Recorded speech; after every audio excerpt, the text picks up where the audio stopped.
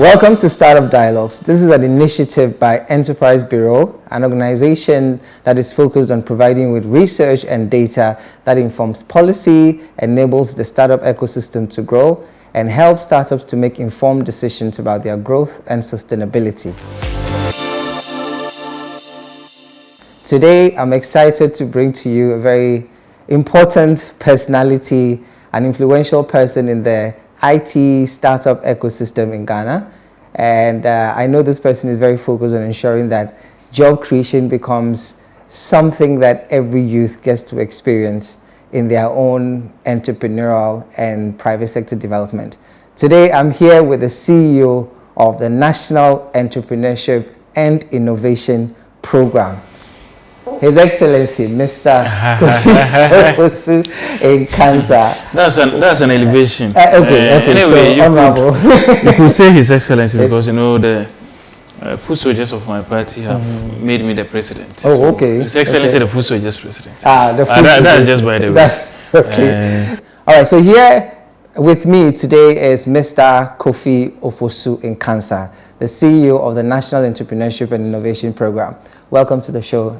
Thank you, Eko. It's so good to see you. Yeah, good to see you. It's been a while. Go way back. Yeah, way back. University, early 2000s. I know. Some 20 years ago. Almost 20 years ago. Wow, it's been 2 decades already. Yeah. That's amazing. So, welcome, sir. Congratulations. Congratulations. This year you were made. It's this year, right? Yes, actually I was appointed exactly 4 months ago today. Oh, okay. 11th January 2022. Oh, congratulations. So, so this is the 4th month anniversary. This is 4th month, yeah. How has it been? How has the journey been so far? It's okay. It's been okay so far. You know, the MPP government places a lot of importance on private sector support, under which we have entrepreneurship. So in 2016, our manifesto, we promised the people of Ghana that we will create a vehicle to provide integrated national support for startups and small businesses by way of capacity building, other business development support, funding, and other supports through a vehicle which we will later call the NEIP, National Entrepreneurship and Innovation Program. So over the last 5 years, a lot of support has been given the startup ecosystem, the entire entrepreneurship ecosystem, and now we are at a stage where we are transitioning to use the NEIP to roll out a bigger program, which I'm sure we'll come to later, the Youth Start Initiative, which is a youth entrepreneurship initiative, 10 million Ghana cedi entrepreneurship initiative to provide 1 million jobs for the youth of Ghana in the next 3 years.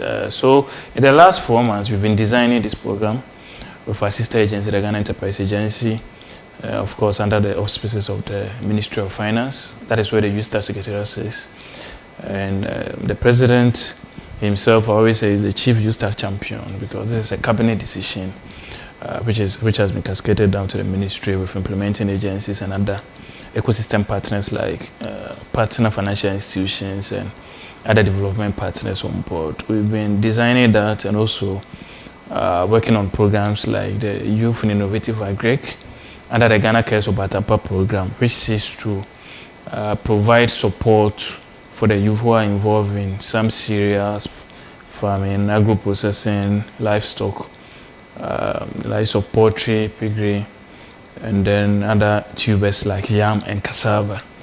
And it is expected that the inputs we do in these crops, both processed and the raw food products, each year we spend about $2 billion to import tomatoes, wheat, cassava, and related products in that space. It's an expectation that we will use this vehicle to encourage the youth to undertake agric activities in these areas to help break the import substitution gap so that we can produce enough here to export and even go further to add value to them, to process them here as part of our import substitution strategy.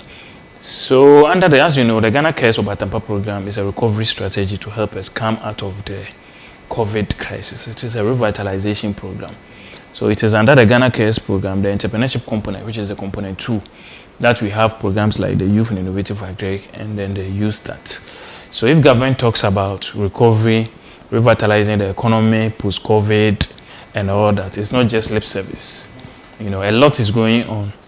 The Ghana Cares of Entrepreneur program itself is a 10 billion Ghana city program, and the entrepreneurship component is part of it. They use that 10 billion, which is coming under it, is part of the 100 billion Broad Tampa Cares program. So the government is doing a lot to help enterprises come back to normalcy so that they can grow, scale, employ more people, take advantage of the aftermarket to export, make Ghana the preferred destination for a lot of products, especially in the agro-processing sector. So these are some of the things we've been doing for the past 4 months. Wow, and this is just in 4 months. Well, before we get into the whole program and the details of it, and then try to see what the opportunities are, like you've mentioned some already, let's go back to your life before NEIP. I know that you were doing a lot in the technology space and all that. And I just want to ask, is the world generally becoming hard? Like, is standard of living becoming difficult? What are the general transitions in the global economy as of today? Well, it depends on the perspective you look at. If you are looking at systems and technologies, then we are transitioning from some manual processes in the 90s and even the 2000s to much more automated process thanks to technology, IoT, AI, and other emerging technology which we are applying to automate office processes and other activities in the economies. So if we talk of transitioning in the global economy, technology has changed a lot. The way we do things. Before this government came to power, for instance, passport acquisition, application acquisition was a problem, but with technology now, people are able to apply for passport in their homes, and within a week, they'll go and take their biometric details in their house. As you know, this government has done a lot under digitization to close loopholes in the economy to help, and the Vice President will tell you, managing the economy, application of technology and systems and digitization is a very, very important component. People thought he was running away from economy into tech. But what is the main difference between the West and the developing country? It is technology. If somebody will commit some crime and will be captured by CCTV cameras on the street of New York or London, and we cannot see who commits a similar crime in Ghana, the difference is technology, that they have installed CCTVs on their streets and we don't have it yet. Thankfully, currently, we are also getting some of those things installed. Recently, the Laboni, unfortunately, accident which happened in Laboni, we were able to have the opportunity to see what happened because the national security have installed some of these cameras there. So, in terms of the transition, global transition, technology has made a lot of changes, and we are transitioning. We have transitioned, and it's evolving. It keeps on changing. So you can't even say you have transitioned because you don't know what new technology, will come up today. It's changing a lot, and it is across all the sectors, whether it is healthcare delivery, whether it is education, whether it is agric, whether it is the operations and making the running of companies, corporate efficient systems and platforms that they use, fintech, even how we do payments. Mobile number interoperability has changed a lot in Ghana because now people are able to do cross-network transactions between bank accounts and mobile wallets and all that. And that alone has revolutionized the financial sector to increase financial inclusion and reduce the number of unbanked people in the population. As you do that, it creates opportunities for e-commerce and other online businesses.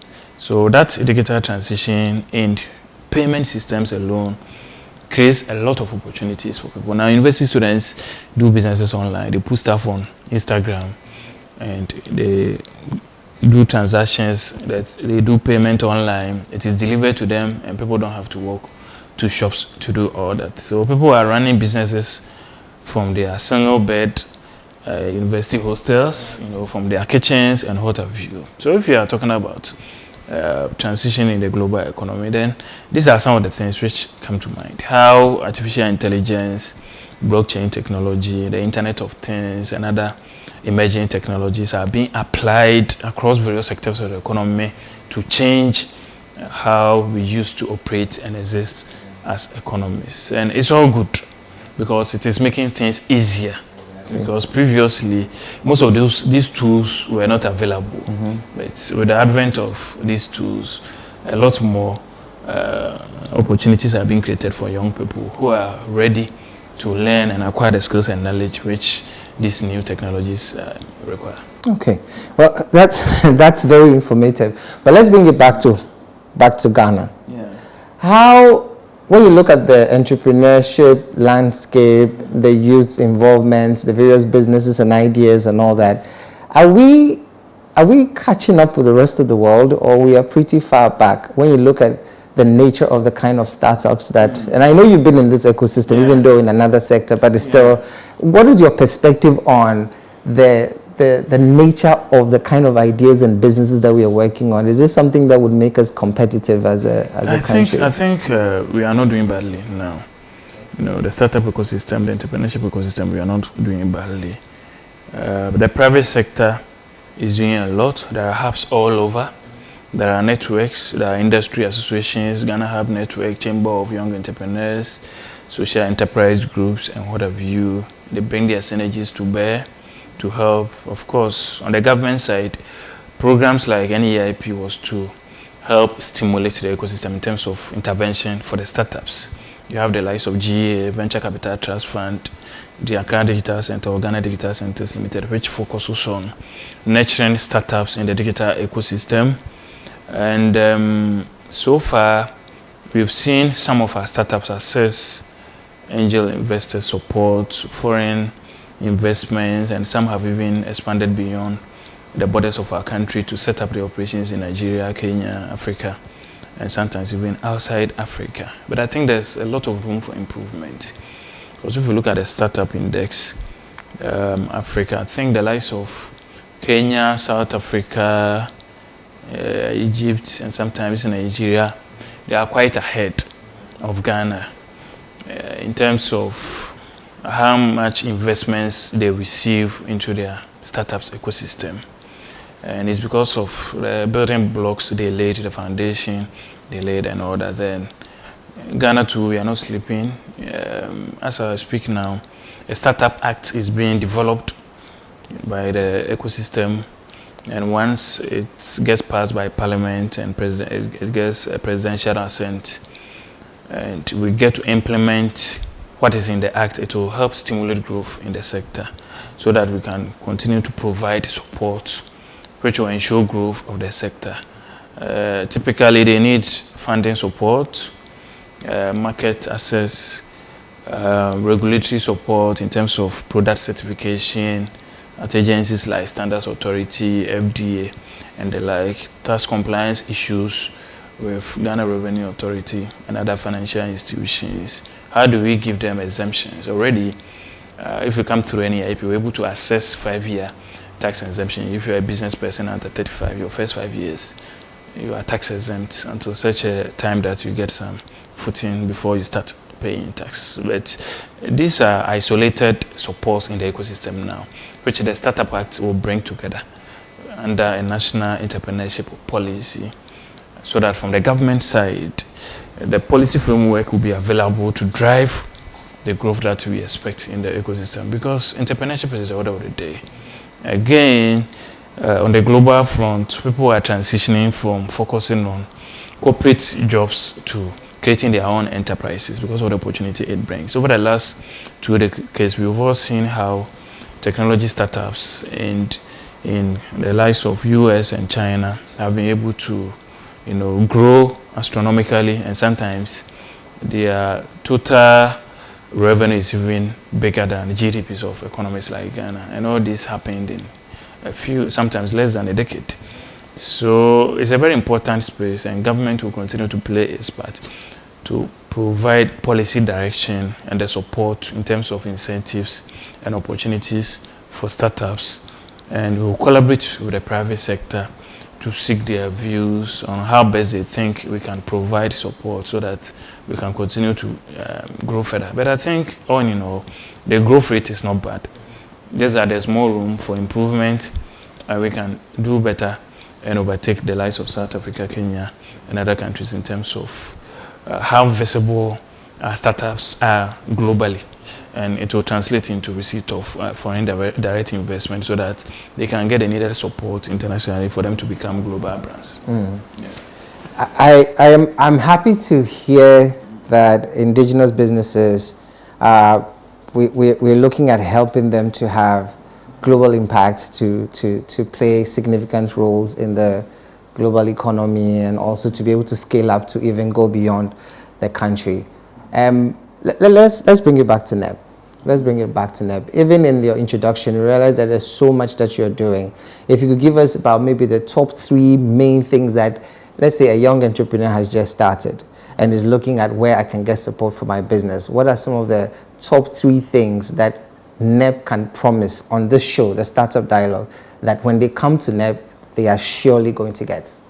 All right. So our support includes capacity building, that is training, both technical and then entrepreneurship support. So today, for instance, we are training youth in agric, and I've just seen on our Facebook platform that there is a training on maize production in Koforidua. So that is an example of technical training. After that, they will be given entrepreneurship support. If you produce the maize, how do you sell it? How do you get access to market and all that? So that is the total training that we give them. So training or capacity building is one, and then the second one is funding support. And then the funding can come in the form of giving them money, grants, or low interest rate, or even equipment credit.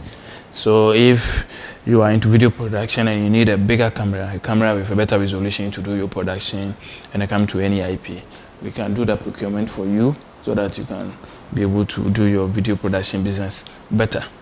So that is the second one. And then the third, to me, will be creating market, access to market for the entrepreneurs. Because if we're able to get the technical knowledge to produce, if it is some TVET or artisanal area, and you have the technical skills, or you're an app developer, you've been polished with the technical skills, you've been given entrepreneurship training or marketing skills or business development support, and you've been funded. And then the next is to sell it. If you're able to get market for your products, then you'll be good to go. So I think, to me, these are the 3 key areas of support that we've been giving to the youth over the last 5 years, that we are going to continue to give to the youth at a even bigger scale, thanks to the Ghana Cares Opantampa program, under which we are rolling out programs like the Youth in Innovative Agric and then the Youth Start program. Lovely. You've been listening to the CEO of the National Entrepreneurship and Innovation Program. We've been told 3 main things that you are definitely going to get from NEIP when you come see them, when you just start your business, or you are in business already, but you need any kind of support. These are 3 main support. 1, technical capacity building training, which is like an all-round training. The second is finance. And then the third is access to market. So if you didn't know, now you know. And I'm sure that this is not just concentrated in Ghana. It's not only concentrated in Accra. Yeah. I just want to get clarification. Is it, sometimes we think that Ghana is Accra and Accra is Ghana. Where else are you? So our programs are national in nature. So the current Youth and Innovative Agric that we are rolling out, for instance, we are doing training in 16 regions. And 24,000 are being trained in cohorts of about 500 to 600 each across all the 16 regions, and 14 hubs in the entrepreneurship ecosystem. Partner hubs in the private sector are the ones doing this training. So if you go to Uti region, there's a hub there which is doing it. If you go to Upper East, Upper West, whichever region. So our programs are national in nature, because Ghana is not only Accra. And even for the agric programs, the vegetation in the northern parts, the Ashanti, in the rural areas, are more favorable for agriculture than, let's say, Accra. Yeah. where you are not likely to get much land for farming activities. So if you're doing a agri program and you focus on Accra, it means you'll be throwing government money away, which will be causing financial loss. So it depends on the program, but as much as possible, we take applications from all over the country. When we open portal to receive applications, we don't discriminate, neither by region or gender or faith or whatever. We take applications from across the country, and then we use our network of hubs, to do the training, and then even after that, monitoring and evaluation across all the regions. It's going to be same under YouStart and all other programs. The previous NEIP programs like Presidential Business Support, Presidential Pitch, Presidential Empowerment for Persons Living with Disability, the Campus Business Support, and all the others were also national in nature. We receive applications from all over the country. If there's some pitching activity that happens in Accra or Kumasi, it doesn't mean maybe somebody from Tumu cannot come to pitches, maybe share butter processing into somebody lotion there. So no matter where you are coming from, you get opportunity. Recently, when we had a YouStart pilot, the pilot pitch happened at the UPSA auditorium in Accra, but we had representatives from all the 16 regions, and we have very interesting and unique business ideas coming from all the regions, because each of the regions have their own resources and dynamics. If you go to Volta region, you will see coffee products. If you go to the north, smoke products, shea butter products. Ashanti region, some are doing kente, central region, yogurt, and other. If you go to the Zongos, the Asana, the Sobolos, and the Zongo products are being done and packaged very nicely well. And we had people from all over the country come to pitch their business. It was interesting seeing how creative the young people are now. What they need is support to be able to scale, to create jobs, and that is what government is going to do through YouStart and other youth interventions. It sounds all good and rosy, and it looks like everything is going well for you. But I mean, I know that every venture comes with its own, peculiar challenges. Are there any specific challenges that you've been facing, and what are the ways that you are working towards mitigating these challenges? Challenges include oversubscription in terms of our programs, because this current youth and innovative agri that I'm talking about, for instance, we received 24,000 applications, but we don't have the capacity to fund all of them. So at least you provide the training, and probably you fund 5,000. What happens to the remaining 19,000 is an issue. So that's why we are happy government is coming with a bigger vehicle. Ghana Cares Obantapa program, 100 billion, 10 billion for YouStart alone, and then another funnel for the youth and innovative agri. So fortunately, that challenge is being dealt with by government through the Ghana Cares program, because more funding is going to be made available through YouStart and other new interventions. The other challenge I will speak about is the reluctance on the part of beneficiaries to pay back the loans they take. This is supposed to be a revolving fund. You take it, you invest in your businesses, you produce, you pay, you come and take something bigger than what you took last year or 3 years ago, you're able to scale, then another person will also come and pick it. If you come and access any NEIP funding, you don't pay back, you are denying your fellow youth opportunity to also get funding support. So we continue to employ the youth to cultivate the habit of paying back the loans that you take, because these government interventions are very, very necessary. Because in the current global challenges and crises, interest rates are shooting up. If you go to the banks, you may not even have the security or the collateral to borrow. So if government is providing security-free loan, very low interest rate, 4%, less than 5%, you'll be giving per annum. You will even be giving a moratorium to pay. So if you are going to cassava farming and it will take you 9 months to harvest, you are going to have a 9-month free period to use the money to invest and turn your business around before you come back to pay. So these are opportunities that we have to continue embracing and taking advantage of, paying back, so that other youth also take. So by going forward, we are going to have stringent monitoring and evaluation framework to ensure that the payback rate is improved. Wow. Yeah. I mean, when you get the money, why don't you want to pay back? And this perception that government money is all of us our money, so then they don't. They don't. Okay. Let's just wrap up with this. personally, I know the impact of NEIP. Those times when we started doing the whole entrepreneurship hubs and everything, it wasn't an exciting thing because there were no instrument government policies that supported. But then I can attest to the fact that since MPP came, we've had a boom, especially when it comes to the hubs. But I just want to know two things. One, is setting up a hub the only way of working with NEIP?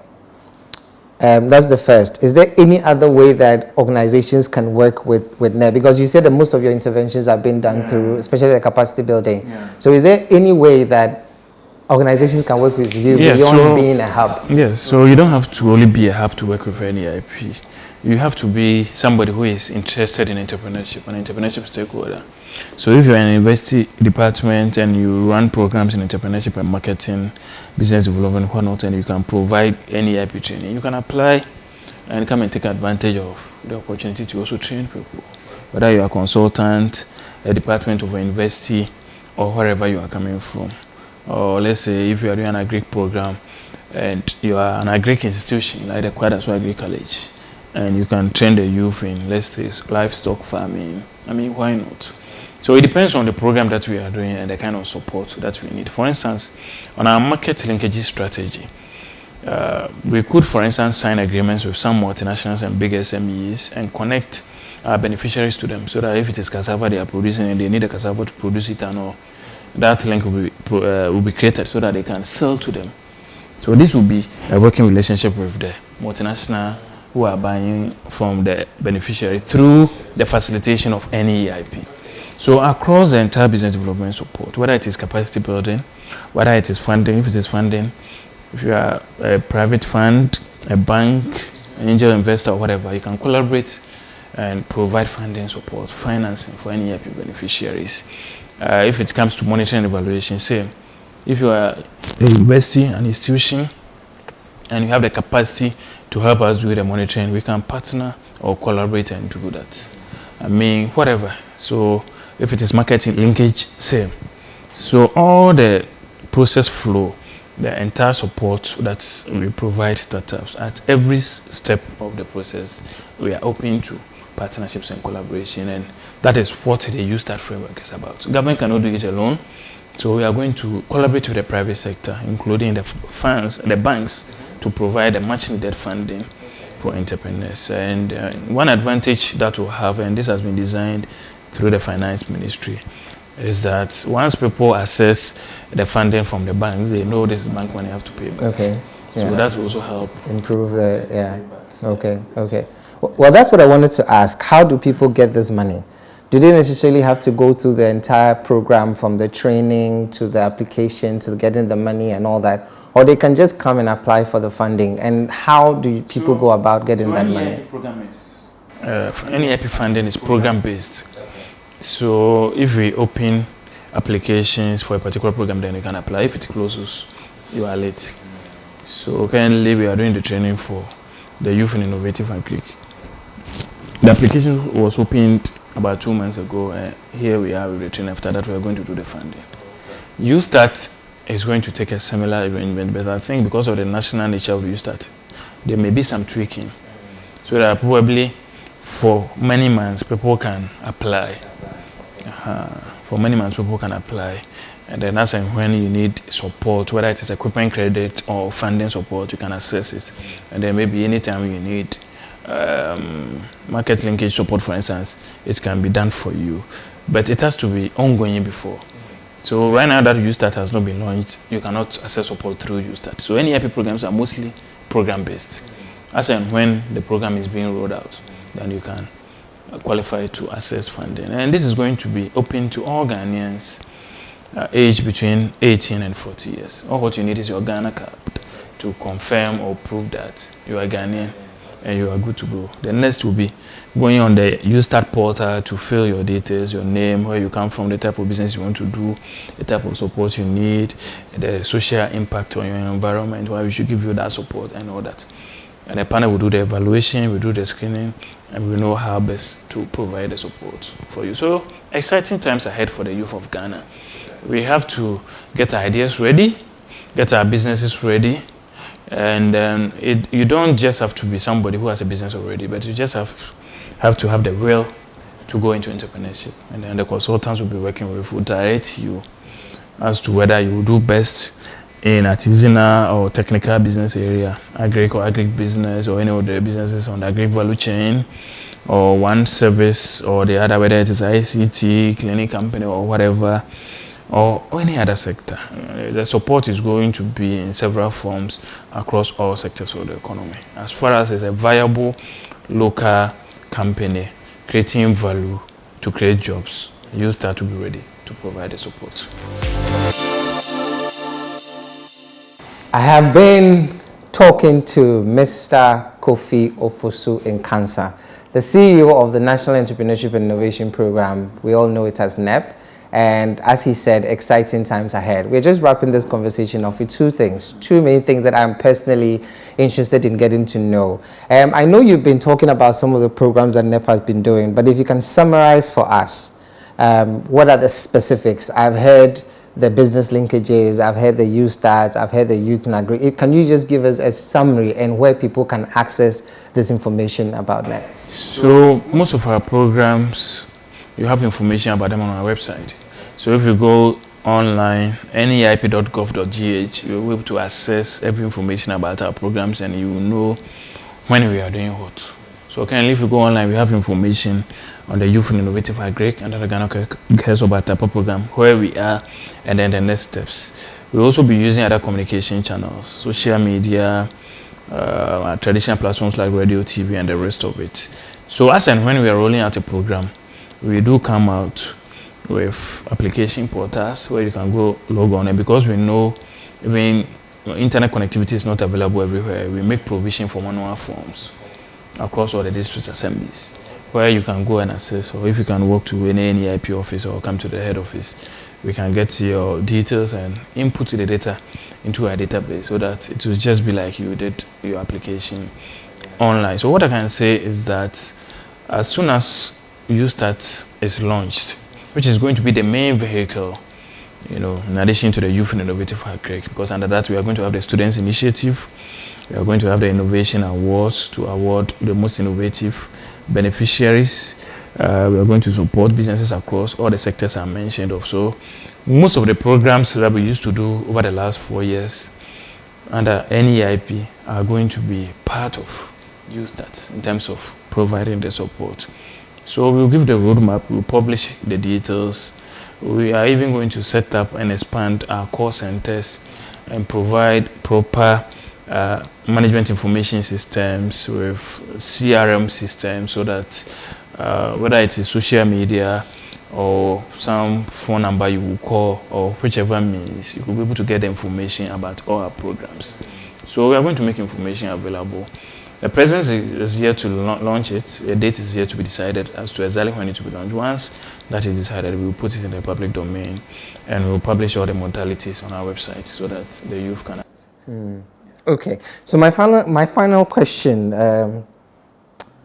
So what really is your personal vision and your message to the youth of Ghana, especially in the capacity of the CEO of the NEIP, National Entrepreneurship and Innovation Program? What will be your message? If you could look into the camera and talk to the youth as a president of the grassroots, the grassroots association of NPP. Yes. What I would say is that as NEIP CEO, my vision is to help accomplish the vision of the president. Now, in the next 3 years, the president's vision is to help create 1 million jobs through NEIP and GA.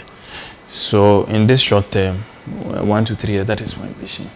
So my team and I and our stakeholders, our partners, our bosses, that is the vision, that is the direction we are going.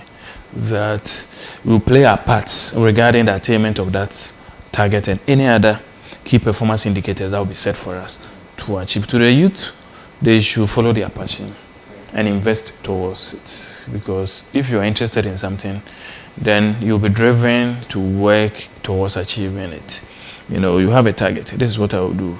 Then the next question will be, what will it take me to achieve that? Then you work on that. So passion, follow your passion, and then make sure you get the resources or the support to attain targets that you set for yourself. And sometimes resources is not just money. It could be your network. It could be coming to NEIP to access support. It could be going to your parents, making use of your family network, or whatever resources that you have available. Thank you so much. Honestly, this has been Startup Dialogue, and it's powered by Enterprise Bureau. In everything that you said, let's just wrap up with this. What do you think the role of information and data is in ensuring the success of startups? Because the organization that is behind this production is Enterprise Bureau, and I'm sure you've encountered us in many ways. But what do you think the role of information and data, because that's what we are focused on providing to ensure that people have